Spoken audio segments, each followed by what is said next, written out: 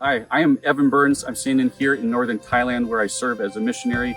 This January in Clarkston, Georgia, I'm teaching the class Intercultural Disciple Making, and I'm bringing into the class a lot of my experience as a missionary of about 20 years and thinking through how do you make disciples that are grown up in the gospel in a way that is faithful to the confessions, faithful to historical doctrine, without compromising for hyper-contextualization techniques, and how do we communicate and grow men and women in a way that is consistent with what the Holy Spirit has been doing throughout the ages. And so we're going to think through different cultural value systems, how the gospel penetrates those, how it challenges those, how it comforts those, and how it changes those cultural value systems.